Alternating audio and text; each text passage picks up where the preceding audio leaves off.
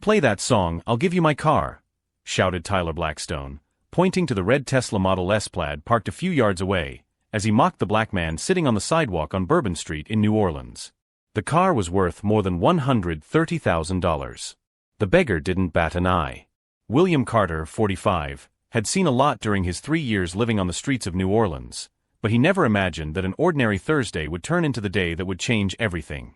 His calloused fingers held a worn guitar that looked like it had survived a war, but still resonated with a purity that made tourists stop to listen. Tyler, 22, was the typical heir to a fortune built on questionable family businesses. His father controlled a chain of musical instrument stores that dominated the southern United States, and Tyler had never worked a single day in his life. Surrounded by 3 equally privileged friends, he gestured arrogantly, flaunting a Rolex that cost more than most people earned in a year. "Look at this guy," Tyler said, laughing loud enough for William to hear. "I bet he can't even read music properly. Wants to make easy money playing beggar's music." What Tyler didn't know was that William Carter wasn't on the streets because of a lack of ability or addiction. 3 years ago, he had lost everything in a single night: his career, his family, his reputation, due to a false accusation that destroyed his life in a matter of hours. But certain skills, once mastered, never completely disappear. "Pick a song, any song," Tyler continued, approaching with a cruel smile. "If you can play it right, you get my Tesla. But when you fail, promise me you'll never show up on this corner again to bother good people." William looked up for the first time, revealing a gaze that carried much more depth than anyone on the streets could imagine. "Any song?" he asked, his calm voice contrasting with Tyler's aggressive energy. "Any," Tyler repeated confidently. "But I'm going to choose something I know you'll never be able to play." "How about Asturias by Albanese? The full version, without mistakes." The few street musicians nearby stopped what they were doing. Asturias was one of the most technically challenging pieces in the classical guitar repertoire, requiring years of formal study and perfect technique. It was a cruel choice for any musician, let alone someone apparently living on the streets. William smiled for the first time since the conversation began, a smile that carried secrets Tyler was about to discover in the most humiliating way possible. His fingers positioned themselves on the strings with a precision that made some observers frown, noticing something familiar in that movement. If you're starting to feel that this story goes beyond a simple bet between an arrogant heir and a beggar, you're right. Because what Tyler didn't know was that he had just challenged someone whose past was closely connected to the world he thought he ruled. The crowd forming around the bet was growing rapidly. Tourists pulled out their cell phones, street musicians stopped to watch, and even some locals approached, drawn by the dramatic energy of the situation. Tyler fed off the attention, gesturing even more as he explained to anyone who would listen how he was about to teach the beggar a lesson. "Asturias is impossible to play without years of conservatory training," Tyler said loudly enough for the whole street to hear. "My dad paid $80,000 in private lessons so I could play half of this piece right. And I started when I was 6 years old." William adjusted the position of his guitar, his fingers discreetly testing the tension of the strings. The instrument was visibly battered, chipped varnish, a crack in the top, strings that clearly needed to be replaced months ago. But there was something about the way he held it that made some of the musicians present exchange puzzled glances. "You know what amuses me the most?" Tyler continued, moving even closer. "You people always think that music is just feeling and soul. But real classical music is pure technique, discipline, formal education. Things you buy, not improvise on the street." The phrase hit William like a physical slap. 3 years ago, he was Dr. William Carter, full professor of music performance at Tulane University, with 2 master's degrees and a doctorate in classical music. His specialty?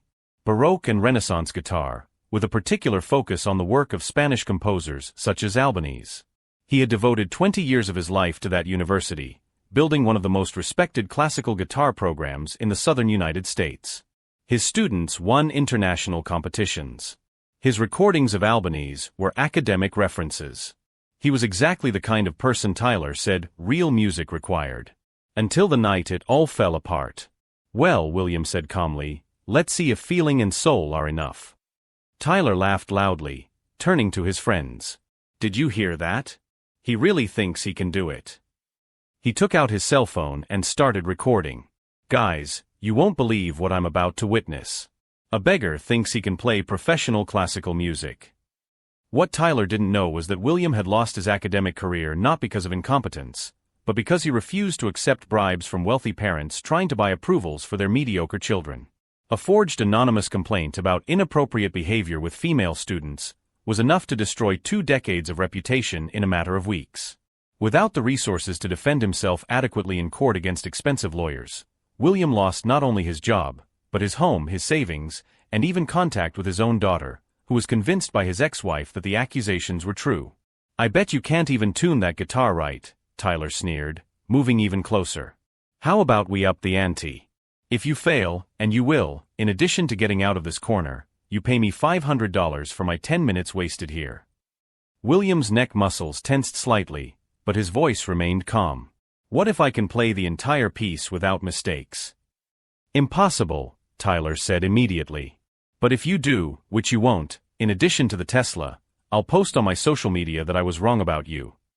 Tyler had 200,000 followers on Instagram and TikTok, where he often posted videos of his luxurious life and opinions about who deserved success in life.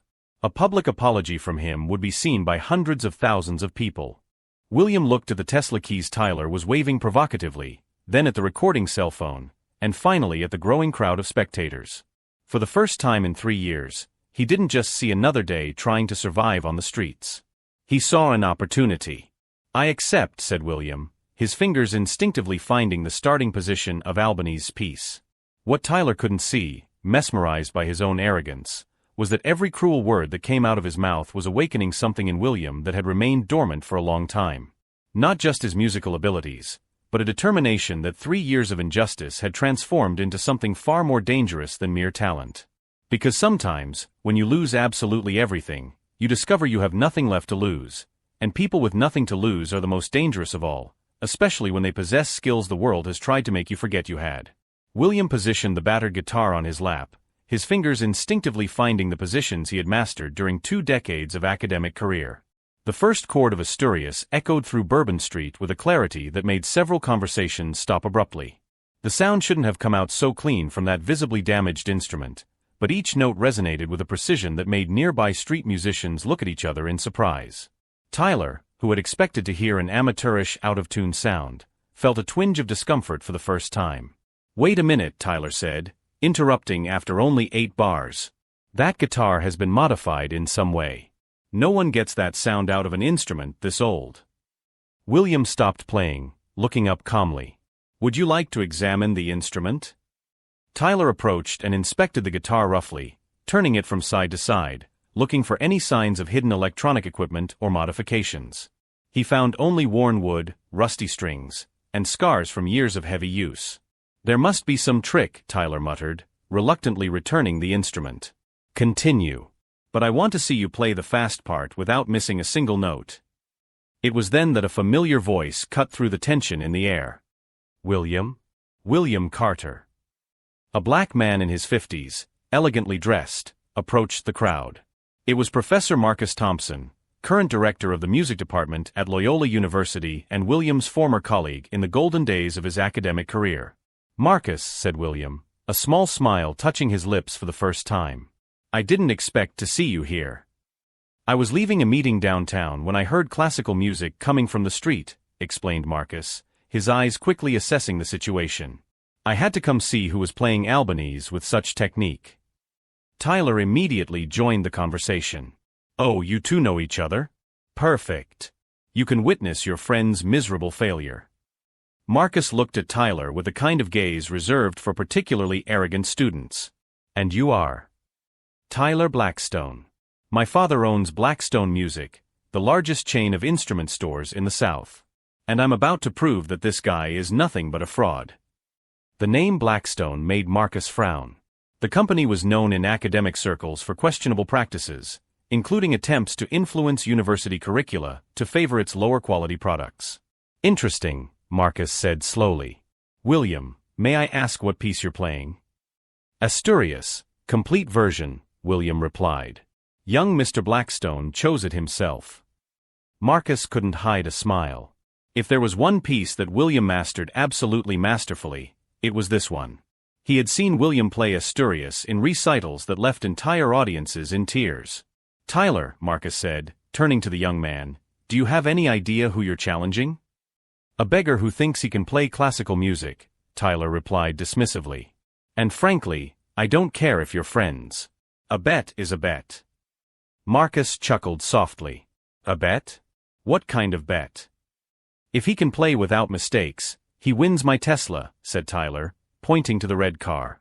"When he fails, he never shows up on this corner again to bother good people." "And you will post a public apology on your social media," William calmly reminded him. Tyler rolled his eyes. Sure. As if that's going to happen." Marcus looked from William to Tyler, processing the situation. Then, to everyone's surprise, he took out his cell phone and started recording. Tyler Blackstone, son of the owner of Blackstone Music, betting a Tesla against a homeless black man. "This will be interesting to document." "What are you doing?" Tyler asked, suddenly nervous. "Recording a historic moment," Marcus replied calmly. "Go on, William. Show this young man what 3 decades of study really mean." Marcus's presence completely changed the dynamics of the situation. It was no longer just a homeless man being humiliated by a rich kid. It was a clash between real knowledge and privileged arrogance, and now there was a respected witness documenting it all. William adjusted the position of his guitar again, but this time there was something different about his posture. The shame and resignation of the past 3 years were being replaced by the quiet confidence that had once made him one of the most respected guitarists in the South. "Marcus," William said quietly, "do you remember the tremolo technique we developed for this particular passage?" "The Carter technique," Marcus replied with a nostalgic smile. "It revolutionized the way this piece is taught at least 6 universities." Tyler watched the exchange between the two men with growing unease. There was technical language being used that was completely beyond his comprehension, and for the first time since the bet began, he wondered if he had seriously underestimated his opponent. "Well," said William, positioning his fingers on the strings, "let's see if I still remember." What Tyler didn't know was that he was about to witness not just a musical performance, but the artistic resurrection of a man who had been forced to bury his identity for 3 long years. William wasn't just preparing to play a difficult piece, he was preparing to reclaim who he really was. As the first complex chords of Asturias began to flow with a technique that made Marcus nod his head in admiring approval, Tyler realized with growing horror that he might have just bet against someone far beyond his ability to comprehend, let alone beat. The opening chords of Asturias flowed from the battered guitar with a perfection that instantly drowned out the noise of Bourbon Street. William wasn't just playing the piece, he was redefining how it should sound, each crystalline note cutting through the hot New Orleans air like a sharp blade of pure mastery. Tyler felt the blood drain from his face when he realized that the first 8 bars were already technically perfect. This was not the hesitant performance of an amateur, but the fluid and expressive interpretation of someone who had mastered not only the notes, but the soul of the composition. "That's impossible," Tyler muttered, but Marcus quickly silenced him with a gesture, without stopping the recording. The tremolo technique William had developed years ago, the famous Carter technique, transformed the most challenging section of the piece into a cascade of notes that seemed impossible to produce from a single instrument. His fingers danced across the strings with a speed and precision that left several musicians in the audience gaping in shock. "My God," whispered a tourist who stopped to watch. "He's playing 3 different melodies at the same time." Tyler desperately tried to find some mistake, some imperfection he could use to invalidate the performance, but each passage was executed with a clarity that bordered on the supernatural. The worn guitar resonated like a Stradivarius, transformed by the hands of a true master. "Stop," Tyler said suddenly, his voice breaking. "Stop that now." William continued playing, not out of defiance, but because he was completely absorbed in the music. For the first time in 3 years, he was playing again as Dr. William Carter, full professor, not as the beggar on the streets. "I said stop," Tyler shouted, lunging toward William. Marcus immediately blocked his path. "Touch him and you'll have a lot more trouble than a lost bet, kid." It was at that moment that William reached the most technically impossible passage in the piece, a section of arpeggios at extreme speed that only the world's greatest virtuosos could perform. Not only did he play it flawlessly, he added improvised variations that demonstrated a complete mastery of the underlying harmony. The crowd was now substantial. People were recording with cell phones, street musicians had completely stopped their own performances to watch, and even police officers patrolling the area approached to see what was causing the gathering. "Tyler," Marcus said calmly, still recording, Do you have any idea who you've really challenged? I don't care who he was, Tyler replied, but his voice was shaking. This is some kind of scam. No one gets rich playing on the street if they have that kind of talent. You're right, Marcus said with a cold smile. No one stays on the street by choice when they have that level of skill. Dr. William Carter lost his chair at Tulane University 3 years ago due to a smear campaign orchestrated by wealthy parents who didn't want their mediocre children to fail. Tyler froze. Dr. Carter? The William Carter who wrote the classical guitar teaching method I used in college. The very same, Marcus confirmed. The man you are publicly humiliating is one of the foremost authorities on classical music in the Southern Hemisphere. His teaching methods are used in over 50 universities. The realization hit Tyler like a punch in the stomach. He had challenged not just any street musician, but one of the masters of American classical music.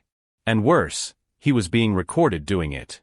William reached the final climax of the piece, where Albanese requires the guitarist to simultaneously play a high melody, a middle harmony, and a continuous bass line. The technique is so complex that most conservatories don't even attempt to teach the full version. William not only played it perfectly, he played it with such emotional expressiveness that several people in the audience began to cry. Stop, said Tyler, his voice now a desperate whisper. Please stop. I take back the bet. William finally looked up, without stopping playing. A bet is a bet, Mr. Blackstone. Your words, not mine. When William played the final chord of Asturias, a full chord that reverberated through the air like musical thunder, the silence that followed lasted exactly 5 seconds before the street erupted in deafening applause. That was incredible, someone in the crowd shouted. I've never heard anything like that, shouted another. Tyler was pale, trembling slightly as he watched dozens of people throwing money into William's cardboard box. Even more troubling, at least 15 people were recording the entire situation, including Marcus, who clearly intended to use the footage. The keys, William said calmly, putting away his guitar. No, said Tyler, backing away. That was a trick. You lied about who you were. I never lied about anything, William replied serenely. You assumed. You saw a black man living on the street and assumed he was inferior to you. Your own words were any song and no excuses. Marcus approached Tyler, still recording. Tyler Blackstone, son of the owner of Blackstone Music, you just lost a public bet against one of the masters of classical music. Will you honor your word? You don't understand, Tyler said, his voice breaking. My father will kill me. That car, it's not even mine. It's the company's. You should have thought about that before betting something that wasn't yours, William said. But don't worry. I don't want your car. Tyler blinked, confused. You don't. No, William said, standing up and dusting off his pants.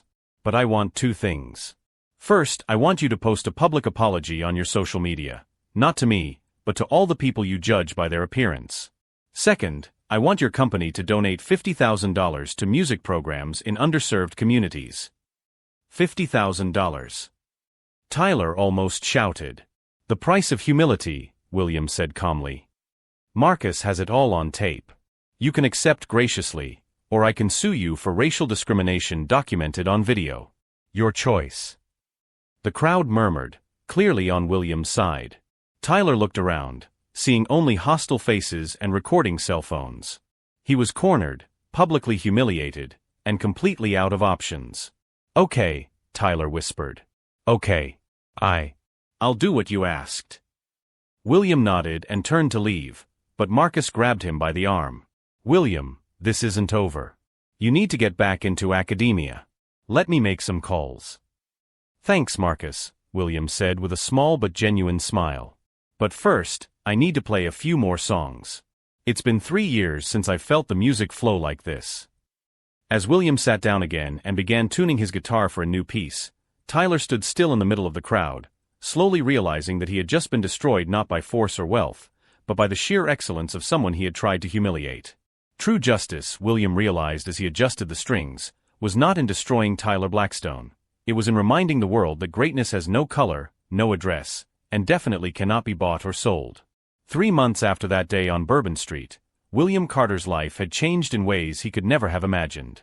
The video of the performance, recorded by Marcus and dozens of spectators, went viral with over 15 million views across multiple platforms.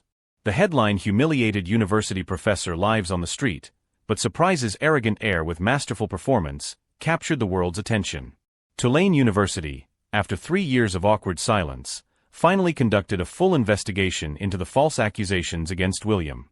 The forged documents were exposed, and those truly responsible for the smear campaign, including wealthy parents who had bribed administrative staff, faced severe legal consequences. William was not only reinstated to his position, but promoted to director of the new Center for Musical Justice, an innovative program that offered free music education to underserved communities. His salary tripled, and he now had a $2 million budget to implement his teaching methods in public schools across the South. Dr. Carter, Dean Davidson said during the reopening ceremony, "We would like to formally apologize for the treatment you received. This university failed not only you, but our core values of justice and academic excellence." The main auditorium was packed with over 800 people, including students, faculty, journalists, and civil rights activists. When William took the stage to receive the keys to his new office, the ovation lasted over 5 minutes.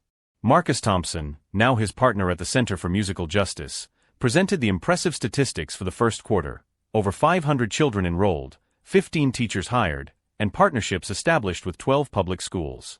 William didn't just get his career back, Marcus said, he turned it into something much bigger. Meanwhile, Tyler Blackstone's life had taken a completely different turn. The viral video had turned him into a national symbol of privilege and prejudice.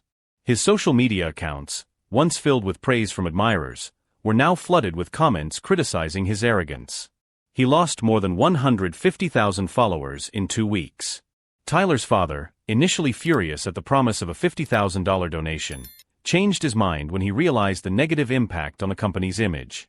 Blackstone Music was losing important contracts, boycotted by communities that associated the brand with the heir's behavior. In a desperate attempt at damage control, the company ended up donating $200,000 to community music programs. "Tyler ruined our reputation in a single afternoon," Mr. Blackstone confessed to a public relations consultant. 20 years of building this company, and my son destroyed our credibility in 10 minutes. Tyler was required to take racial sensitivity and community service courses as part of a court settlement to avoid a discrimination lawsuit. 3 times a week, he volunteered at Williams Music Justice Center, cleaning instruments and organizing sheet music. "It's ironic," William remarked, watching Tyler carefully polish a classical guitar. "He's learning more about music now, working with real instruments, than he did in years of expensive lessons." The contrast between the two men couldn't be more stark. William now wore elegant suits and drove a BMW provided by the university, while Tyler had been forced to sell his Tesla to cover legal costs and had lost his luxury apartment. During one of the community service sessions, Tyler finally found the courage to approach William directly. "Dr. Carter," he said, his voice trembling slightly, I need to apologize." William stopped tuning a guitar and looked at Tyler. "For your words that day?" "For everything," Tyler replied, his eyes red. "For assuming you were inferior to me just because of your appearance. For trying to humiliate you publicly. For wasting my musical education while mocking yours." William nodded calmly. "Tyler, you've learned a lesson that many privileged people never learn. A person's true value isn't in what they have, but in what they can create, contribute, and overcome." The young man swallowed hard. "May I ask, how did you manage to keep playing after losing everything? 3 years on the streets, and yet you haven't lost your technique." "Music isn't found in expensive conservatories or perfect instruments," William explained. "It's here," he tapped his chest. "When you truly understand this, external circumstances become only temporary obstacles." 6 months after his viral performance on Bourbon Street, William received an invitation that completely symbolized his professional resurrection: a solo performance at Carnegie Hall in New York City at a benefit concert for urban music education programs. On the night of the concert, the theater was completely sold out. In the audience, in addition to music critics and celebrities, were hundreds of his former students, academic colleagues, and students from the Center for Musical Justice. Marcus was in the front row, recording every moment. When William appeared on stage, impeccable in a black tuxedo, carrying a perfectly crafted classical guitar, the ovation was immediate and thunderous. But the most exciting moment came when he announced his first song. "Tonight, I would like to start with Asturias by Albanese," William said into the microphone, a small smile touching his lips. "A piece that recently reminded me that true music transcends all the artificial barriers that society tries to build." The performance was transcendental. Critics from the New York Times and Washington Post described it as the most emotionally perfect performance of Albanese of the decade. The concert raised over $500,000 for community music programs. Backstage, after the final applause, William found an unexpected surprise. Tyler Blackstone was there, wearing the simple uniform of the event volunteers, helping to organize instruments. "Tyler," William said, genuinely surprised. "What are you doing here?" "I asked my community service supervisor to transfer me to this event," Tyler explained. "I wanted to see you play on a stage you deserve. And I wanted to thank you." "Thank you for teaching me that humility is not a weakness," Tyler said. "Over the past few months, working with real instruments, meeting children who study music despite all the difficulties, I finally understood what music really means." William extended his hand, and Tyler shook it respectfully. "Tyler, everyone deserves a second chance to learn who they really are."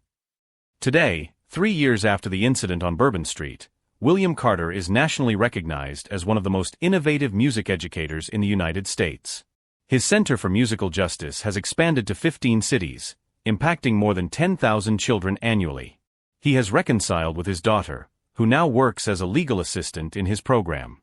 Tyler Blackstone completed his community service and decided to resume his music studies, this time with a completely different perspective. He now studies music education and works part-time at the center, not as punishment, but as a personal choice. The lesson that emerged from that confrontation on the street transcended music and prejudice. It became a story about how true excellence always finds its way, regardless of obstacles, and how even the most privileged can learn to recognize and respect greatness when it manifests itself in ways they did not expect. Because in the end, what really matters is not where you come from, but what you are capable of creating, contributing, and inspiring. William's music proved that true art knows no color, social class, or circumstances. It knows only the human soul in its purest and most powerful form. And if this story touched you, if it made you reflect on your own prejudices or on the power of second chances, leave a comment telling us where you're watching and subscribe to the channel for more stories that prove that justice, when served with intelligence and dignity, always finds its way to those who deserve it.